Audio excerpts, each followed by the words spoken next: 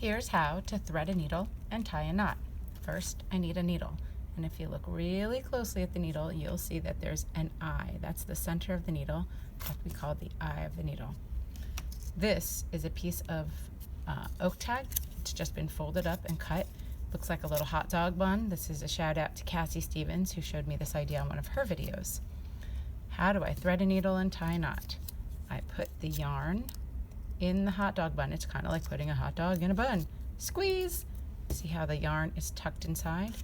That will help us slide right through the eye of the needle. See how I did that? Pull it through, and there I go. I have my yarn on my needle. Now I want the yarn to be about halfway down. So I have my needle, here's my yarn, and now I have this nice long thread. I usually try to have a piece of yarn that's about as long as my arm. I can always add more yarn. It's very easy, but to start with a piece that's about as long as your arm. Now how do I tie a knot in the end? This is the sewing part, right? I'm going to sew up here. This is the end of the yarn.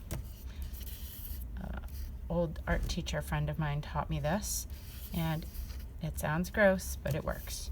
You're going to take that yarn and make a little bunny's head. This is a short ear. This is the long ear. Do you see the bunny's head?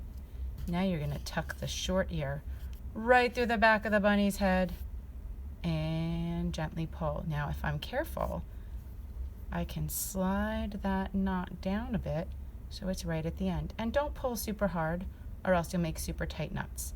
If you want a double knot, do the same thing again.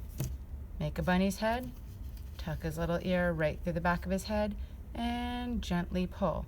But try again to slide the knot together so it's a double knot. I'm barely pulling on that. Now I have a needle ready for sewing.